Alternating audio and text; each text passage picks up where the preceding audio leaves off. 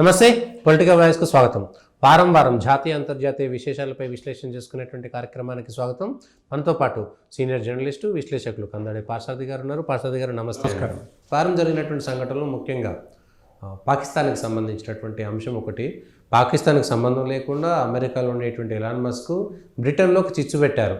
పాకిస్తానీలు ఎవరైతే లండన్లో లేదంటే బ్రిటన్ దేశంలో ఉన్నారో వాళ్ళంతా రేపిస్టులు, అక్కడ ఉండేటువంటి స్థానిక అమ్మాయిలను వేధిస్తున్నారు, లేదా మతాలు మార్చేటువంటి ప్రయత్నం చేస్తున్నారు, ఇంకా విచ్చలవిడిగా చేస్తున్నారు అనేటువంటిది ఇప్పుడు ఆ దేశంలో చాలా పెద్ద దుమారం అయిపోతుంది. అక్కడ ఉన్నటువంటి ప్రతిపక్ష నాయకులు గగ్గోలు పెడుతున్నారు. ఎట్లా చూడొచ్చు అది? ఇప్పుడు గత కన్జర్వేటివ్ పార్టీ హయాంలోనే, అంటే ఎన్నికలకు ముందే బ్రిటన్లో ఈ ఇమిగ్రెంట్స్ ఎవరైతే ఉన్నారో, ముఖ్యంగా ముస్లిం ఇమిగ్రెంట్స్ కొంత అభద్రతా పద్ధతుల్లో వ్యవహరిస్తున్నారు అని చెప్పి ఆరోపణలు వచ్చాయి. ఆ ఆరోపణల మీద ఒక విచారణ కమిటీని నియమించడం జరిగింది.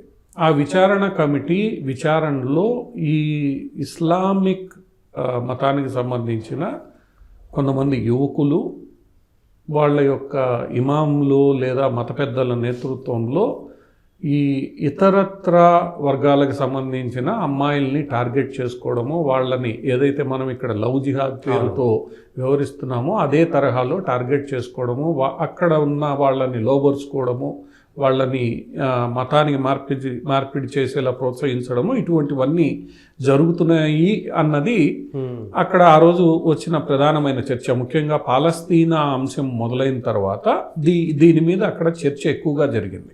పాలస్తీనా మద్దతుదారులు బహిరంగంగా బయటికి రావడం, స్థానికులతో తగాదాలు దిగడం, దాడులు చేయడం, ఆ సందర్భంగా ఇది కూడా చర్చకు వస్తే ఆ చర్చ వచ్చిన వేళ ఆ రోజు అక్కడ అధికారంలో ఉన్న పార్టీ ఒక విచారణ కమిటీని నియమించింది. ఆ విచారణ కమిటీ ఈరోజు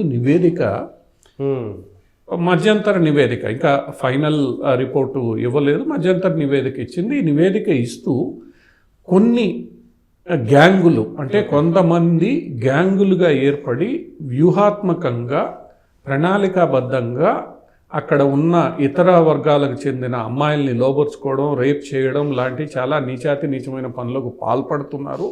వీళ్ళందరినీ శిక్షించాలి అని వాళ్ళల్లో ఎవరెవరు ఉన్నారన్న విషయాన్ని కూడా ఐడెంటిఫై చేసింది, దర్యాప్తు చేసి. ఇక్కడ గ్యాంగులు ఉన్నాయి, ఇదంతా చేస్తోంది అన్న అంశాన్ని ఈరోజు అధికారంలో ఉన్న లిబరల్ పార్టీ అంగీకరిస్తూనే దానికి మళ్ళా అదే ప్రపంచవ్యాప్తంగా సోకాళ్ళు లిబరల్ సిద్ధాంతకర్తలు చేసే పని ఏంటంటే మసిపూసి మారేడుకాయ. అంటే ఉన్నారు, తప్పులు జరుగుతున్నాయి, కానీ వాళ్ళు ముస్లింలు కాదు, అంతే, లేదా వాళ్ళు ఇస్లాం మతానికి సంబంధించిన వాళ్ళు కాదు అని ఏదైతే మసిపూసి మారేడుకాయ చేస్తున్నారో అదే ప్రయత్నం ఈరోజు అక్కడ లేబర్ పార్టీ చేస్తే ఆ వెంటనే అది ప్రపంచం దృష్టికి తీసుకురావాలన్న ఉద్దేశంతో. ఎందుకంటే ఇప్పుడు ఎలాన్ మస్క్ డొనాల్డ్ ట్రంప్తో కలిసి ఏదైతే నేషన్ ఫస్ట్ అనే సిద్ధాంతం పేరుతో ఈ లిబరల్స్తో యుద్ధం ప్రకటించాడో, ఎలాన్ మస్క్ దీన్ని ఈరోజు బహిరంగంగా వ్యాఖ్యానించడం, ఈరోజు అక్కడ ఉన్న లేబర్ పార్టీ నాయకులు దీన్ని మసిబూసి మారేడుకాయ చేస్తున్నారు. లేబర్ పార్టీ నాయకులు ఆ నివేదికను ఏమని ప్రపంచానికి చెప్పే ప్రయత్నం చేస్తున్నారంటే దక్షిణాసియాకు చెందిన గ్యాంగులు అని అన్నారు. దాన్ని ఎలాన్ మస్క్ ప్రశ్నించాడు, మీరెందుకు సూటిగా సమాధానం చెప్పరు? దక్షిణాసియా అంటే బంగ్లాదేశ్ ఉంది, భారత్ ఉంది, నేపాల్ ఉంది, భూటాన్ ఉంది, వీళ్ళందరూ చేస్తున్నారా? చెయ్యట్లేదు. కేవలం అక్కడ ఉన్న పాకిస్తాన్కు సంబంధించిన కొంతమంది యువకులు ఇలా ప్రణాళికాబద్ధంగా చేస్తున్నారన్న విషయాన్ని మీరు ఎందుకు దాచిపెడుతున్నారు? ఒక్క భారతీయ సంతతికి సంబంధించిన వాళ్ళు ఉన్నంతే కూడా మీరు బహిరంగంగా బయట పెట్టండి. అది మీరు చెయ్యలేని పరిస్థితుల్లో ఈరోజు మసిపూసి మారేడుకాయ చేసే ప్రయత్నం చేస్తున్నారని ఎలాన్ మస్క్ వ్యాఖ్యానించేసరికి ఒక్కసారిగా ప్రపంచం దృష్టికి ఈ నివేదిక బయటకు వచ్చింది. అక్కడ జరుగుతున్న అకృత్యాలు ఏవైతే ఉన్నాయో అవి బయటకు వచ్చాయి. ఈరోజు ఈ అకృత్యాలు కేవలం బ్రిటన్కే పరిమితం కాలేదు, యూరోప్ మొత్తం జరుగుతున్నాయి. జర్మనీలో ఈ సంఘటనలన్నీ వెలుగులోకి వచ్చాయి. డెన్మార్క్లో ఫుట్బాల్ మ్యాచ్ మీద ఏదైతే ఉందో, ఇజ్రాయిల్ ఆటగాళ్లు ఫుట్బాల్ మ్యాచ్కి వస్తే ఆ రోజు తీవ్రమైన గందరగోళాన్ని సృష్టించారు, హింసకి పాల్పడ్డారు. డెన్మార్క్ ప్రభుత్వం దాన్ని ఖండించాల్సి వచ్చింది.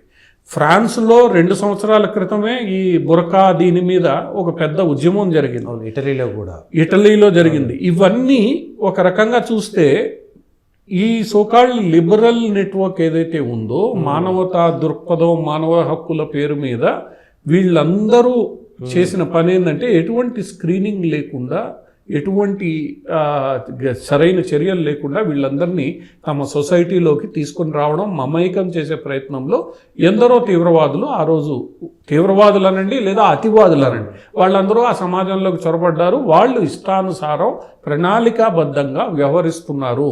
యూరోపియన్ దేశాల్లో నెమ్మదిగా ముస్లింల ప్రాబల్యం పెంచడానికి వాళ్ళు ప్రయత్నిస్తున్నారు అనేది ఈరోజు యూరోపియన్ సమాజం మొత్తం మేల్కొంది. ఎక్కడైతే పోలాండ్ ఇటువంటి దేశాలు వీళ్ళని రానివ్వలేదు, అవి సురక్షితంగా ఉంటాయి. ఏ దేశాలైతే వీళ్ళని నెత్తి మీద పెట్టుకునే ప్రయత్నం చేసావో, జర్మనీ కావచ్చు, ఇటలీ కావచ్చు, ఫ్రాన్స్ కావచ్చు, ఇంగ్లాండ్ కావచ్చు, ఇటువంటి దేశాలు వీళ్ళని తీసుకొని వచ్చి తమ దీంట్లో స్వీడన్, నార్వేల్లో, బెల్జియంలో కూడా చాలా ఇబ్బంది పడుతుంది. స్వీడన్, నార్వేల్ సాధారణంగా అహింసా దేశాలు, అక్కడ పెద్ద హింసకి మనకు చర్చకి రాదు. అటువంటి పరిస్థితుల్లో ఏ దేశాలైతే ఈ అన్నిటి పేరు మీద తన దగ్గరికి తెచ్చుకున్నారో అక్కడ జరుగుతోంది. ఈ రోజు బ్రిటన్లో అదే జరుగుతోంది. కానీ ఇక్కడ కర్మ ఏంటంటే ఇప్పటికి కూడా బ్రిటన్లో ఉన్న లేబర్ పార్టీ ప్రభుత్వం ఈ విషయాన్ని బహిరంగంగా అంగీకరించే ప్రయత్నం చేయట్లేదు. ఈరోజు బ్రిటన్లో దీని మీద పెద్ద ఎత్తున చర్చ జరుగుతూ ఉంటే మళ్ళా మీరు పూర్తి స్థాయి ఎంక్వైరీ చేయించండి. ఇది కేవలం ఎందుకంటే గతంలో వేసిన ఎంక్వైరీ కమిటీ కొన్ని ప్రాంతాలకే పరిమితం, అట్లా కాదు, దేశవ్యాప్తంగా ఈ సంఘటనల మీద మీరు ఎంక్వైరీ వేయించాలని కోరితే లేబర్ ప్రభుత్వం అంగీకరించడం లేదు. ఈరోజు అమెరికాలో కూడా క్రిస్టమస్ లేదా జనవరి 1కి ముందు జరిగిన సంఘటనలు మనం తీసుకుంటే ఇవన్నీ కూడా తమ ప్రాబల్యాన్ని చూపించడానికి, అసహనాన్ని ప్రదర్శించడానికి, ప్రణాళికాబద్ధంగా ఒక సమాజాన్ని చీల్చడానికి, మార్చడానికి వీళ్ళు ప్రయత్నిస్తున్నారు అనేది ఇక్కడ స్పష్టం. ఈ విషయంలో ఇప్పటికైనా బ్రిటన్ లేబర్ పార్టీ బహిరంగంగా వాస్తవాలను చెప్పాలి, చెప్పి తగు జాగ్రత్తలు తీసుకోవాలి. అంతే తప్ప లేబర్ పార్టీ మళ్ళా మసిబూసి మారేడుకాయ చేస్తే ఇది బ్రిటన్ సమాజంలో చీలిక తెచ్చే అవకాశం ఉంది. అది బ్రిటన్కే కాదు, మొత్తం యూరోపియన్ దేశాలకు కూడా ఇబ్బంది కలగజేసే ప్రమాదము లేకపోలేదు. ఇక్కడైనా ఈ సోకాళ్ళు ఈ లిబరల్స్ ఈరోజు ప్రపంచ ప్రజల నుంచి వస్తున్న సంకేతాలని మీరు అర్థం చేసుకోవాలి. కేవలం అపీజ్మెంట్ విధానాలతో మీరు ముందుకు వెళ్ళలేరు. అది భారత్ కావచ్చు, అమెరికా కావచ్చు, బ్రిటన్ కావచ్చు, రష్యా, ఫ్రాన్స్, ఎక్కడైనా కానీ అది అర్థం చేసుకుని ముందుకు వెళ్లాల్సిన అవసరం ఈరోజు బ్రిటన్ లేబర్ పార్టీ ప్రధాని మీద ప్రధానంగా ఉంటుంది. ప్రధాని ఈరోజు స్పష్టంగా తన దేశ పౌరులందరూ సమానం అని చెప్తూ వాళ్ళందరి హక్కుల్ని కాపాడాలి. అలా కాపాడలేని పరిస్థితుల్లో ఈరోజు ప్రపంచం దృష్టిలో నువ్వు కూడా దోషిగా నిలబడతావు. ముఖ్యంగా నీ దేశ ప్రజల దగ్గర నువ్వు తలెత్తుకోలేనటువంటి పరిస్థితుల్లో ఇప్పుడు వాస్తవాలు బయటకు వస్తున్నాయి. ఆ వాస్తవాల్లో మీరు పరిశీలించిన పేర్లన్నీ ఒక వర్గానికి సంబంధించినవే, ఒక మతానికి సంబంధించినవే. మరి ఆ పేర్లన్నీ వాళ్ళు ఎవరినైతే ఆ పేర్లు సూచించారో వాళ్ళందరినీ అరెస్ట్ చేయబడ్డది, అరెస్ట్ కూడా చేశారు.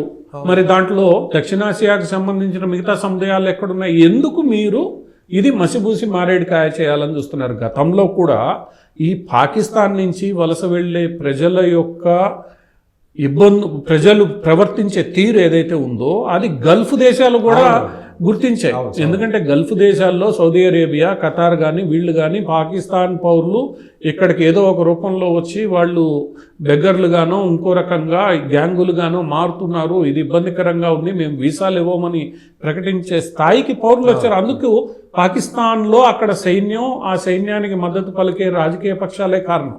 అవి తమ దేశంలో ఉపాధి కల్పించకుండా జిహాదీ సంస్కృతిని ప్రోత్సహిస్తూ వీళ్ళందరినీ చిన్నప్పటి నుంచి ఒక మానసిక స్థితికి తయారు చేసి వాళ్ళని ఈరోజు ప్రపంచం మీదకు వదులుతున్నప్పుడు ప్రపంచ దేశాలు అర్థం చేసుకున్న వేళ వాటిని ఈరోజు కాపాడుకునే ప్రయత్నం చేస్తాయి. గల్ఫ్ దేశాలే ముందుగా కాపాడుకుంటున్న వేళ బ్రిటన్లో ఈరోజు ఇష్టానుసారం వీళ్ళని వలస అదే ఒక ఇండియన్కి వీసా ఇవ్వాలని అంటే 100 రూల్స్ ఉంటాయి. మరి వీళ్ళకి ఎందుకు రూల్స్ ఉండట్లేదు? ఎలా వస్తున్నారు వీళ్ళంతా లోపలికి? వచ్చి ప్రణాళికాబద్ధంగా ఇదంతా ఎందుకు చేస్తున్నారంటే బ్రిటన్ భద్రతా వైఫల్యము. బ్రిటన్లో ఏదైతే ఇమిగ్రేషన్ పాలసీ ఉందో ఆ పాలసీ లోపభూస్తము. ఈ విషయాల్ని ఈరోజు లేబర్ పార్టీ అంగీకరించాలి. ఒకవేళ తప్పులు గతంలో జరుగుంటే సరిచేయాలి. సరిచేయకుండా మసిబూసి మారేడుకాయ చేసి భవిష్యత్తులో మేము టైట్ చేస్తాం, ఇది చేస్తాం. భవిష్యత్తు సరే, ఇప్పుడున్న పరిస్థితి ఏంటి?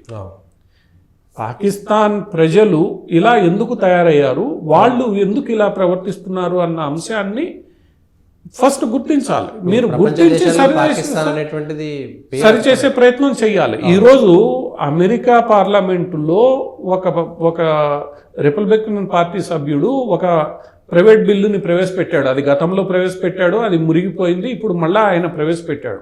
ఆ బిల్లు యొక్క ఉద్దేశం ఏంటంటే, పాకిస్తాన్ ఒకే ఒక్క దేశం, నాటో బయట ఉన్న దేశం, దానిని నాటో మిత్ర దేశంగా పరిగణిస్తారు. అంటే Pakistan is part of NATO. దానిని రద్దు చెయ్యాలి. ఎందుకంటే పాకిస్తాన్ చేస్తున్న చర్యలు ఏవైతే ఉన్నాయో, పాకిస్తాన్ పాల్పడుతున్న కృత్యాలు ఏవైతే ఉన్నాయో, వాటి కారణంగా దాన్ని ఈ ఒప్పందం నుంచి తొలగించాలనేది ఆ బిల్లు ఉద్దేశం. ఒకవేళ ఆ బిల్లు రేపు ట్రంప్ హయాంలో చర్చకు వస్తే, పాస్ అయితే, ఈ రోజు వరకు పాకిస్తాన్ ఎంజాయ్ చేస్తున్న చాలా ప్రివిలేజెస్, బెనిఫిట్స్ పోతాయి. అది చేయాల్సిన అవసరం ఉంది. నువ్వు నీ దారి మార్చుకోకపోతే నీ మీద దృష్టి కేంద్రీకరించాల్సిన అవసరం వస్తుంది. నువ్వు అణుబాంబు ఉందని, ఆటం బాంబు ఉందని బెదిరిస్తే ఊరుకునే దేశాలు ఏమీ లేవు. ఎన్ని బాంబులు వేస్తావు నువ్వు? ఒకటేసే లోపల నీ మీద 10 పడతాయి 4 వైపుల నుంచి. అది పాకిస్తాన్కి తెలుసు. ఇప్పటికైనా పాకిస్తాన్ తన పద్ధతులు మార్చుకోవాలి. పాకిస్తాన్ని తన పద్ధతులు మార్చుకునేలా ప్రపంచ దేశాలు చర్యలు తీసుకోవాలి. ఈరోజు ఎక్కడైతే ఈ మొత్తం గందరగోళం యూరోప్లో నెలకొనిందో ఒక మతానికి సంబంధించి, దాని మీద కూడా ఇప్పటికైనా అవాస్తవాలు చెప్పడం మాని, వాస్తవాల్ని దాచిపెట్టడం మాని, నిజాలు మాట్లాడితేనే అక్కడ సమాజం కొంత భద్రతా భావంతో ఉంటుంది. ఇంకోటి అమెరికా, ఎట్లాగా అమెరికా వచ్చింది కాబట్టి అమెరికాలో అక్కడ ఉన్నటువంటి ప్రజాస్వామ్యం మీద నమ్మకం పోదా, ఒక అధ్యక్షుడిగా గెలిచాడనేటువంటి కారణం చేత దోషిగా తేలినటువంటి ట్రంప్కి శిక్ష విధించకుండా వదిలేయడం అనేటువంటిది ఎట్లా చూడొచ్చు? ఇది ప్రపంచ దేశాలకు ఎట్లా ఆదర్శం అవుతుంది? ఇప్పుడు ట్రంప్ మీద చేసిన ఆరోపణలన్నీ రాజకీయ ఆరోపణలు అనేది ట్రంప్ పేర్కొంటున్న విషయం. ఈ మొత్తం ఏవైతే ఆరోపణలు చేయబడ్డాయో, ముఖ్యంగా బైడెన్ హయాంలో రకరకాల ఆరోపణలు ఆయన మీద చేశారు. సాధారణంగా ఒక అధ్యక్షుడిగా పనిచేసిన వ్యక్తి మీద అలాంటి ఆరోపణలు మొట్టమొదటిసారిగా ఈరోజు చేయడం జరిగింది. వాటి మీద ట్రంప్ లీగల్గా పోరాడుతూ ఉన్నారు. ఈ మొట్టమొదటి కేసు ఏదైతే ఉందో, ఈ కేసులో యాక్చువల్గా ట్రంప్ను దోషిగా చూపించాలి, తద్వారా ట్రంప్ను అధ్యక్ష పదవికి పోటీ పడకుండా నిషేధం విధించాలన్న ఒక ప్రణాళికాబద్ధంగా పనిచేయడం జరిగింది అనేది రాజకీయ విశ్లేషకుల అభిప్రాయం. అది ఎందుకో కుదరలేదు. చివరికి ట్రంప్ ఎన్నికలు వీటన్నిటిని ఎదుర్కొన్నాడు, సుప్రీంకోర్టుకి వెళ్ళాడు, అన్ని మార్గాల్ని ఆయన లీగల్గా క్లియర్ చేసుకుని అధ్యక్ష పదవికి పోటీ పడ్డాడు. ఈరోజు అధ్యక్షుడిగా ఎంపికయ్యాడు. ఇలా అధ్యక్షుడిగా ఎంపికైన సందర్భంలో, ఒక వ్యక్తి అధ్యక్షుడిగా ఉన్నప్పుడు జరిగిన నేరంలో, అతను అధ్యక్షుడిగా దిగిపోయిన తర్వాత జరిగిన విచారణ ముగిసే సమయానికి ఆయన మరలా అధ్యక్షుడిగా ఎన్నిక కావడం అనేది బహుశా అమెరికా రాజ్యాంగ చరిత్రలోనే మొట్టమొదటి. అందుకనే ఆ జడ్జి తీర్పిస్తూ ఇందులో కొన్ని తప్పులు జరిగాయి, ఆ తప్పులకి నేను శిక్ష వేయాల్సిందే, కానీ ఇక్కడున్న ప్రత్యేక పరిస్థితులు ఏవైతే ఉన్నాయో ఆ పరిస్థితుల కారణంగా నేను ఆ శిక్షను విధించలేను, కాబట్టి తప్పు జరిగిందని చెప్తాను, శిక్ష వేయను అని న్యూయార్క్ సిటీ కోర్టు, ఎందుకంటే అతనికి రాజ్యాంగంలో ఉన్న కొన్ని పరిమితుల కారణంగా అలా వ్యవహరిస్తున్నాననే విషయాన్ని ఆయన స్పష్టం చేశారు. అధ్యక్షుడికి రాజ్యాంగ రక్షణ ఏదైతే ఉందో. ఇప్పుడు ఇది న్యూయార్క్ సిటీ కోర్టు ఇచ్చిన తీర్పు. ఈ తీర్పు మీద ఆయన పై కోర్టుకు వెళ్ళడానికి అవకాశం ఉంటుంది, సుప్రీంకోర్టు దాకా పోరాడడానికి అవకాశం ఉంటుంది. ఆ కోర్టుల్లో ఏం తీర్పు వస్తుందో అది ఫైనల్ తీర్పు అవుతుంది. ప్రస్తుతానికి అతన్ని ఒక దోషిగా నిలబెట్టడానికి చేసిన ప్రయత్నం ఏదైతే ఉందో అది చివరిలో ఈరోజు బైడెన్ తాను దిగిపోయే వేళ తాను అనుకున్నది కొంత ఆయన సాధించగలిగాడు. బైడెన్ ఇదే పద్ధతిలో భారత్ మీద కూడా బురద చల్లడానికి ప్రయత్నం చేశాడు. ఏమని, ఒకటి, ఈ సిక్ ఫర్ జస్టిస్ నాయకుడి మీద స్వయంగా ప్రధానమంత్రి నేతృత్వంలోని బృందమే నిర్ణయం తీసుకొని పనిచేసింది, అమిత్ షా నేతృత్వంలో, రా నేతృత్వంలో ఇవన్నీ జరిగాయి అని ఒక ఆరోపణ చేస్తూ ఇద్దరు రా అధికారుల మీద వాళ్ళు కేసులు బనాయించి ఒక భారతీయుణ్ణి అరెస్ట్ చేసి అమెరికాకు తీసుకెళ్లారు. ఎందుకంటే బైడెన్ తనకు వ్యతిరేకంగా ఉన్న వాళ్ళని ఎలా ఆయన తప్పుడుగా చిత్రీకరించాడు ట్రంప్తో పాటు అన్నది ఇది రెండో ఉదాహరణ. చివరికి ఈరోజు ఏమైంది, ఆ కేసు మొత్తం ఫ్యాబ్రికేటెడ్ కేసు అని తేలింది. ఎవరినైతే అరెస్ట్ చేశారో అతన్ని విడుదల చేస్తున్నామని ఈరోజు అమెరికా భారతదేశానికి స్పష్టంగా చెప్పింది. ఆ విడుదల ఎప్పుడు జరుగుతుంది అనేది రేపో మాపో తేలుతుంది. ఎవరైతే గుప్తాని, అంకిత్ గుప్తాని అరెస్ట్ చేశారో అతను విడుదల కాబోతున్నాడు. ఆ విషయం చెప్పడానికే అమెరికా ప్రస్తుత భద్రతా సలహాదారు భారతదేశానికి వచ్చారనేది ఇంటెలిజెన్స్ వర్గాల సమాచారం. అంటే వాళ్ళు ఏదో ఒక రూపేణ అవతల వాడిని ఇబ్బంది పెట్టాలి, అవతల వాళ్ళని ఇది చెయ్యాలి అన్నది ఈరోజు బీడెన్ చేస్తున్న చర్యలు. అందులో అదానీ గ్రూప్ మీద జరుగుతున్న దాడి, చివర్లో దిగిపోయే సందర్భంలో అదానీ మీద కేసు పెట్టడం.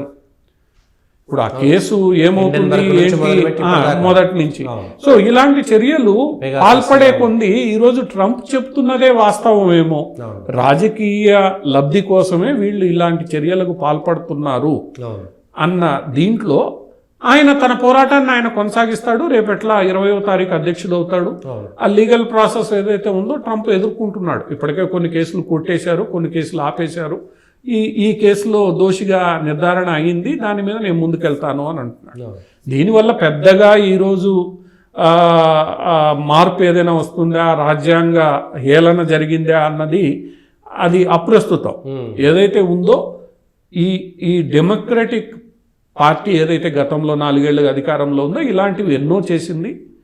ఈరోజు ఇంకొక అంశం కూడా ఇక్కడ గమనించాల్సింది ఏంటంటే, ఏ మహిళ అయితే యుక్రెయిన్కు స్పెషల్ రిప్రజెంటేటివ్గా బీడెన్ హయాంలో పనిచేసిందో ఆ మహిళ ఇప్పుడు రాజీనామా చేసేసింది. ఎందుకు చేసింది? FBI చీఫ్ పదవీ కాలానికి ముందే రాజీనామా చేస్తానని చెప్పి రాజీనామా చేశాడు. ఈరోజు ఆ మహిళ ఎందుకు చేయాల్సి వచ్చింది? బీడెన్ దిగిపోయే సందర్భంలో $100 కోట్ల యుక్రెయిన్కు అందించారు. మరి ఆ $100 కోట్ల ఎక్కడికి వెళ్ళాయి, ఎంత స్పెండ్ చేశారు, ఎక్కడ స్పెండ్ చేశారు, అవన్నీ చెప్పాల్సిన బాధ్యత ఆ మహిళ మీద ఉంటుంది. ఆ మహిళే ఇవన్నీ హ్యాండిల్ చేసింది. ఇందులో అవినీతి ఉంది అనేది చాలా మందికి తెలిసిన విషయం. మరి అవినీతి ఎలా జరిగింది తేలాలి. ఆమె ఏకపక్షంగా యుక్రెయిన్ వైపు మాట్లాడింది, ఈ డబ్బులన్నీ తీసుకుపోయి ఇచ్చింది, ఈ డబ్బులన్నిటికీ ఆమె మధ్యవర్తిగా వ్యవహరించింది అనేది ఆరోపణ. సో ఇలా బీడెన్ తాను ఊహించని రీతిలో అపజయం పాలైన తర్వాత, ఎందుకంటే ఆయన ఏమనుకున్నా అంటే కమలా హ్యారిస్ అధ్యక్షురాలుగా ఉంటుంది, ఇవన్నీ కొనసాగిస్తాను, నేను సాల్వ్ చేసుకుంటాను అనుకున్న వ్యక్తికి ఈరోజు ఎదురు దెబ్బ తగిలింది. ఆ ఎదురు దెబ్బ కారణంగా ఈరోజు రకరకాలు వస్తున్నాయి. భవిష్యత్తులో ఈ ట్రంప్ని వీళ్ళు ఎలా బురద పాలు చేయాలని చూశారో రేపు బీడెన్ చేసిన అకృత్యాలు, డెమోక్రటిక్ పార్టీ చేసే అరాచకాలన్నీ కూడా బయటకు వస్తాయి. అందులో బంగ్లాదేశ్ కూడా ఒక ఉదంతం. యూనస్ గారి భవిష్యత్తు కూడా తేలాల్సి ఉంది. ఆయన్ని తీసుకొచ్చి పెట్టింది క్లింటన్ ఫౌండేషను. ఇవన్నీ ఈరోజు బహిరంగంగా చర్చించబడే అంశాలే. సో ఈ బీడెన్ పదవీ కాలంలో వాళ్ళు తన ప్రత్యర్థుల మీద, అది దేశం లోపల వెలుపల ఎవరైతే ప్రధాన ప్రత్యర్థులు అనుకున్నారో వాళ్ళందరి మీద వ్యక్తిగతంగా బురద జల్లే ప్రయత్నం చేశారు. నరేంద్ర మోడీ మీద కూడా బురద జల్లే ప్రయత్నం చేశారు. ఆ ప్రయత్నాల్లో కొంత విజయం ఏదైనా సాధించి ఉండొచ్చేమో కానీ వాళ్ళకి పూర్తిగా విజయం దక్కలేదు. రాబోయే రోజుల్లో వీటికి సంబంధించిన వాస్తవాలన్నీ కూడా బయటకు వస్తాయి. అది వస్తే వీళ్ళకి అప్పుడు అసలు వాస్తవాలు, ఇప్పటికే జస్టిస్ ట్రూడో 9 ఏళ్లుగా చేసిన అరాచకాలు, కార్బన్ ట్యాక్స్ పేరుతో ఇంకోటి పేరుతో ఈరోజు ఆయన పదవి దిగాడు, బీడెన్ దిగిపోయాడు. జర్మనీలో వాళ్ళు చేసిన అరాచకాలు బయటకు వస్తున్నాయి. ఇక మిగిలింది బ్రిటన్. సో ఈ లిబరలిజం పేరుతో జరిగిన అరాచకాలు భవిష్యత్తులో బయటకు వచ్చే అవకాశం ఉంది. వాటి మీద ప్రజలు ఎలా స్పందిస్తారు, ప్రభుత్వాలు ఎలా స్పందిస్తే అవినీతి ఎలా బయటకు వస్తుందో చూడాలి. ఇంకొక అంశం, నరేంద్ర మోడీ గారు చాలా రోజుల తర్వాత ఒక స్పెషల్ ఇంటర్వ్యూ ఒక ఛానల్కు పోడ్కాస్ట్ ఇచ్చారు. దాంట్లో నేను దేవుణ్ణి కాదు, నేను మనిషినే, ఎక్కడో పొరపాట్లు జరుగుంటాయి, తప్పులు జరుగుంటాయి, కానీ అది నా స్వార్థం కోసం జరిగింది కాదు, నా కుటుంబం కోసం జరిగింది కాదు, ఎక్కడ నాకు రాజకీయ స్వార్థం లేదు, ఇట్లా చాలా విషయాలపైన మాట్లాడారు. సడన్గా నరేంద్ర మోడీ ఒక పోడ్కాస్ట్ ఇవ్వడం ఏంటి, దాని వెనుకున్నటువంటి మర్మం ఏమిటి, భవిష్యత్తు ఉద్దేశం ఏంటి, ఎట్లా అర్థం చేసుకోవచ్చు? ఇప్పుడు నరేంద్ర మోడీ తరచుగా ఇంటర్వ్యూలు ఇస్తూనే ఉన్నారు. ఆయన సడన్గా పెట్టరు కానీ ఇంటర్వ్యూలు ఇస్తూనే ఉన్నారు, మాట్లాడాల్సింది మాట్లాడుతూనే ఉన్నారు. చాలా టాక్ షోస్లో, కార్యక్రమాల్లో ఆయన బహిరంగంగా పాల్గొంటున్నారు, వాటిల్లో మాట్లాడుతున్నారు. ప్రెస్ మీట్లే అరుదుగా ఆయన పెట్టేది. ఎందుకంటే ప్రెస్ మీట్లు ఆయన గుజరాత్ రాష్ట్రంలో ఆయన మీద వచ్చిన ఆరోపణలు, అక్కడ జరిగిన పరిణామాల నేపథ్యంలో ఎందుకో ప్రెస్ మీట్లకి దూరంగా ఉంటారు. ఈరోజు మొట్టమొదటి పోడ్కాస్ట్ అనేది ఈరోజు ప్రజల్లో బాగా ప్రాచుర్యం చెందుతున్న వేదికలు కాబట్టి ఆ పోడ్కాస్ట్కి ఆయన ఇంటర్వ్యూ ఇచ్చారు. ఇంటర్వ్యూలో ఈ మాటలు మాట్లాడితే దీన్ని వెంటనే జయరాం రమేష్ పట్టుకొని ఇప్పటికి నరేంద్ర మోడీ గారి జ్ఞానోదయం అయింది, ఆయన ఎప్పుడో వీటి మీద ఇది ఇచ్చి ఉండాల్సిందే అది అని. కానీ నరేంద్ర మోడీ గారు ఆ రోజు చేసిన వ్యాఖ్యలు ఏమిటి? ఆయన నేను దేవుడు అని ఏ రోజు ప్రకటించుకోలేదు. ఆయన ఆ రోజు చెప్పిన మనం భాషని మనం నిశ్చితంగా పరిశీలిస్తే ఈ భూమి మీద పుట్టే ప్రతి వ్యక్తికి దేవుడు ఒక బాధ్యతో పనో అప్పజెప్పి పంపిస్తాడు.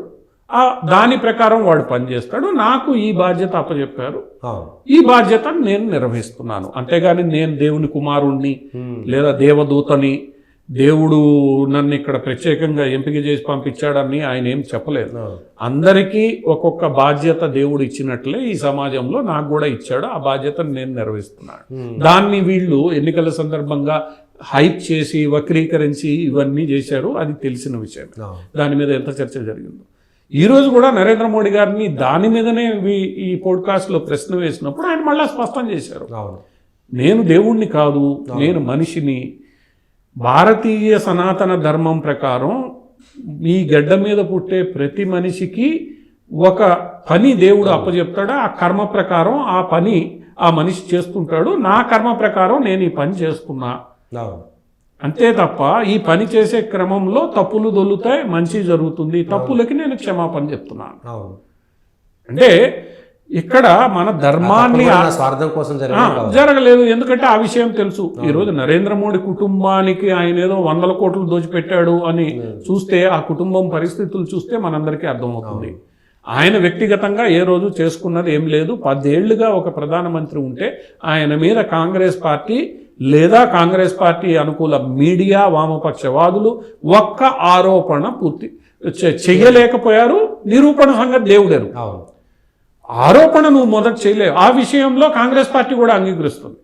రాహుల్ గాంధీ కూడా 1-2 సందర్భాల్లో ఈయనకేమీ లేదు కాబట్టి ఈయన ఏమైనా చేయగలుగుతాడు, మాట్లాడగలుగుతాడు అన్న అసహనాన్ని ఆయన ప్రదర్శించాడు. ఇప్పుడు ఆయనకి స్వార్థం లేదు.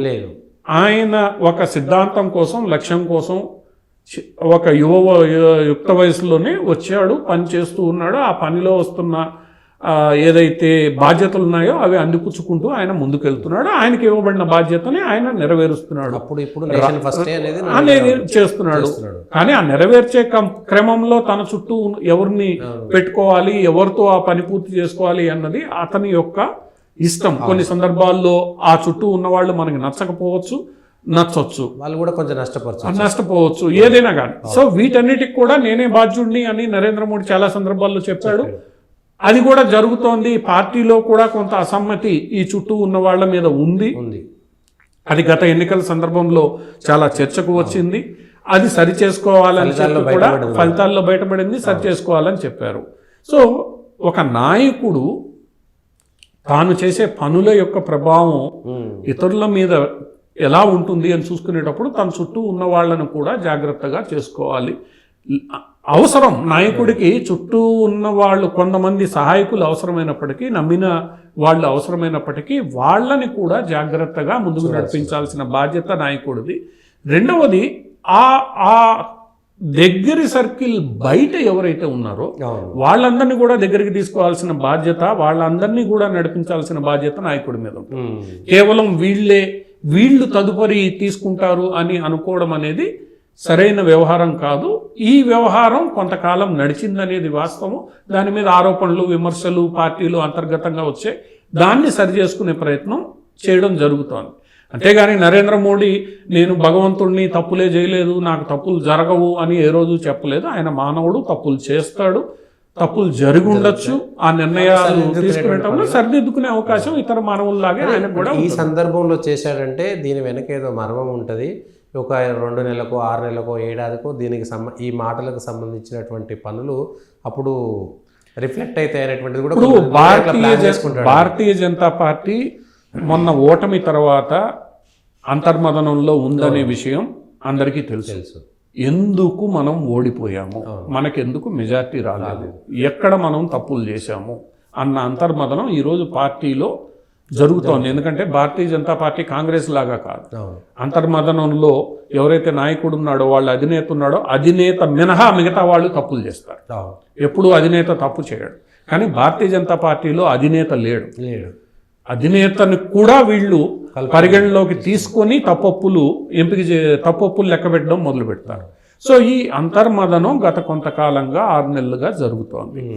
ఈ అంతర్మదనం యొక్క ఫలితాలు రేపు కొత్త అధ్యక్షుడు ఎంపికలోనూ, రాబోయే రోజుల్లో ఆర్గనైజేషన్కి సంబంధించిన లోపాలని సరిచేయడంలోనూ జరగాల్సి ఉంది. ఎందుకంటే ఇప్పుడు కొత్త అధ్యక్షుడు ఎంపిక అన్ని రాష్ట్రాల్లో జరుగుతోంది. కింద డివిజన్ స్థాయి నుంచి జాతీయ అధ్యక్షుడు ఎంపిక జరుగుతుంది. కాబట్టి ఈ అంతర్మదనం జరగడం సహజం. ఈ అంతర్మదనంలో భాగంగా ఈరోజు ప్రైమ్ మినిస్టర్ మాట్లాడి ఉండొచ్చు, నేను కూడా కొన్ని తప్పులు చేశాను కాబట్టి ఆ తప్పుల్ని ఇప్పుడు సరి చేసుకోవాలి. ఇది ఒక రకంగా భారతీయ జనతా పార్టీ రాష్ట్ర స్థాయి నాయకులు, ఇతర జాతీయ నాయకులు ఒక గట్టి హెచ్చరికగా తీసుకోవాలి.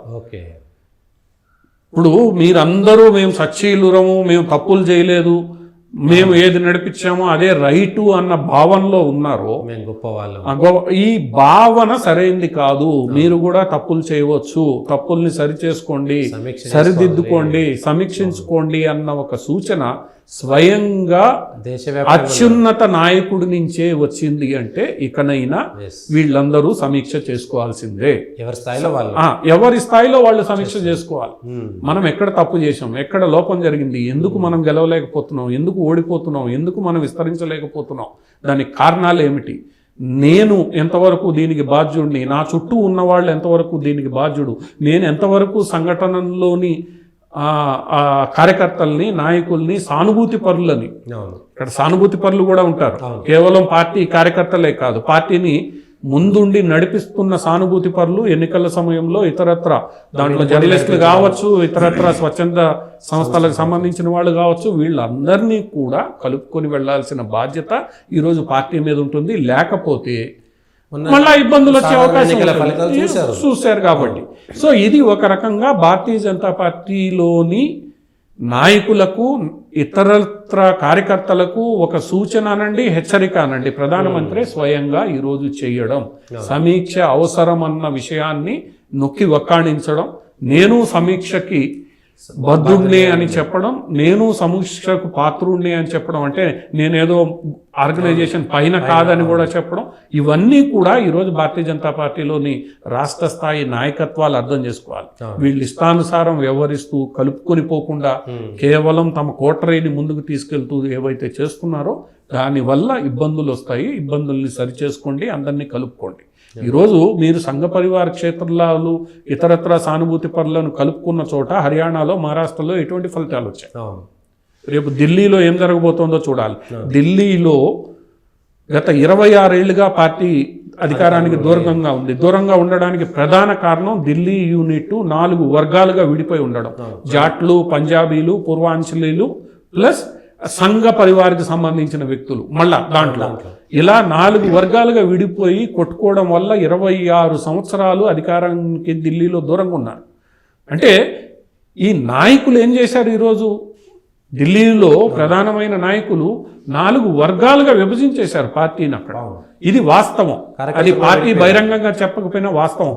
సాహిబ్ సింగ్ వర్మ, మదన్ లాల్ ఖురానా, తర్వాత బిఎల్ శర్మ, ప్రేము, వీళ్ళందరినీ, సుష్మా స్వరాజ్ 4వ వ్యక్తి, వీళ్ళని ఆ రోజు విడగొట్టి ఈ కేంద్ర నాయకత్వం కొన్ని తప్పులు చేసింది. అది చరిత్ర, ఆ చరిత్రని అందరూ అంగీకరించాల్సిందే. దాని ఫలితం ఏంటి, 26 సంవత్సరాలుగా మీకు అధికారం దొరకట్లే. అందువల్ల ఇప్పటికైనా ప్రధానమంత్రి ఢిల్లీ ఎన్నికలకు ముందు ఇచ్చిన ఈ సందేశం ఏదైతే ఉందో అది ఢిల్లీకి గట్టిగా వర్తిస్తుంది. అందరూ కలిసి పనిచేయాలి, సమీక్ష చేసుకోవాలి. మిగతా రాష్ట్రాలు ఏవైతే ఉన్నాయో ఆ రాష్ట్రాల నాయకులందరూ కూడా, వాళ్ళు ముఖ్యమంత్రులు కావచ్చు, అధ్యక్షులు కావచ్చు, ఎంపీలు కావచ్చు, ఎవరైనా కానీ, ప్రధాన కార్యదర్శులు కావచ్చు, లేదా ఇతరత్ర బాధ్యతల్లో ఉన్న వాళ్ళు సమీక్ష చేసుకోవాలి.